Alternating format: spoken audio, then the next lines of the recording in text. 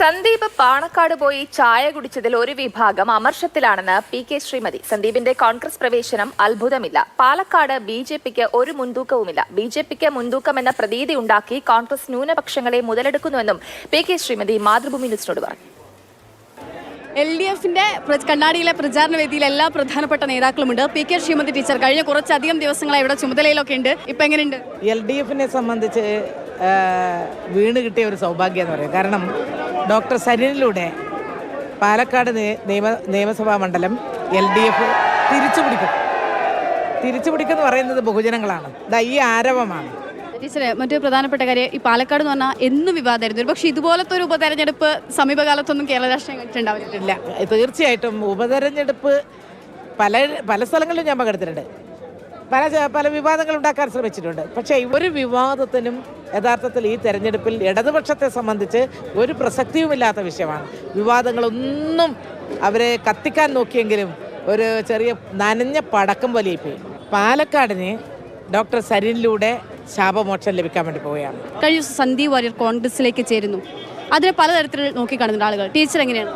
ഇപ്പം വ്യക്തിപരമായിട്ട് ഒരാളെയും അധിക്ഷേപിക്കാൻ ഞാൻ ഇഷ്ടപ്പെടാത്ത ഒരാളാണ്. സാധാരണ കോൺഗ്രസ്സുകാരിൽ നിന്നിങ്ങനെ തുരുതുരാ ആളുകൾ BJPയിലേക്ക് പോകുന്നതാണ് കണ്ടത്. കാരണം അതിൽ ആർക്കും വലിയ ഒരു അത്ഭുതമൊന്നുമില്ല. പക്ഷേ BJPയിൽ പ്രത്യേകിച്ച് RSSകാരനായിട്ടുള്ള ഒരു ചെറുപ്പക്കാരൻ കോൺഗ്രസ്സിലേക്ക് പോയി എന്ന് പറയുന്നതും, എന്നിട്ട് പിറ്റേ ദിവസം തന്നെ ബഹുമാനപ്പെട്ട തങ്ങളുടെ വീട്ടിൽ ചെന്ന് ചായ കുടിക്കുകയും അതുമായി ബന്ധപ്പെട്ടുകൊണ്ട് കാര്യം പറയുകയും ചെയ്യുക എന്ന് പറയുന്നത്, അതിന് അദ്ദേഹം മുൻപ് പറഞ്ഞിട്ടുള്ള കാര്യങ്ങൾ ജനങ്ങൾക്കിടയിൽ ഇങ്ങനെ തികട്ടി വരും. കാരണം അത്രമാത്രം വർഗീയ വിഷം വമിപ്പിക്കുന്ന ഒട്ടേറെ കാര്യങ്ങൾ പല ഘട്ടങ്ങളിലും സമൂഹ മധ്യേ പറഞ്ഞിട്ടുള്ള ഒരാളാണ് ആ മനുഷ്യൻ. സന്ദീപ് കോൺഗ്രസിലേക്ക് പോകുമ്പോൾ അദ്ദേഹത്തിനൊപ്പം BJP കൗൺസിലർമാരുണ്ടെന്നൊക്കെ പറയുന്നുണ്ട്. ഇപ്പം തന്നെ വോട്ടുകളും അങ്ങോട്ടേക്ക് വരും. പിക്ചർ അബി ബാക്കി ഹേ എന്നൊക്കെയാണ് സന്ദീപ് പറയുന്നത്. അങ്ങനെ വോട്ട് പോകുന്നു കരുതുന്നുണ്ടോ? സത്യം പറഞ്ഞാൽ അത് ഞങ്ങളിപ്പോൾ നോക്കിയപ്പോൾ രാഷ്ട്രീയമായിട്ട് ഞങ്ങൾക്ക് വളരെ വലിയ ഗുണമാണ് ചെയ്യാൻ വേണ്ടി പോകുന്നത്. പിന്നെ പത്മജ പറഞ്ഞു കേട്ടാൽ മതിയല്ലോ. പത്മജ ഒരു കോൺഗ്രസ്സുകാരിയായിരുന്നു, ഇപ്പോൾ BJPയിലേക്ക് പോയ ആളാണ്. പത്മജയുടെ വാക്കുകൾ മാത്രം മതി, ഒന്ന് മനസ്സിലിട്ടൊന്ന് ചിന്തിച്ച് നോക്കിയാൽ മതി സന്ദീപ് വാര്യർ. UDFും LDFും ഒരുപോലെ പറയുന്ന ഒരു കാര്യം എന്ന് പറയുന്നത്, ആ ഒരിടത്ത് ഈ തരത്തിൽ ഉള്ള ഒരു കൂടുമാറ്റം. പാലക്കാട് നിയോജക മണ്ഡലം BJPക്ക് സ്വാധീനമുള്ള മണ്ഡലമല്ല.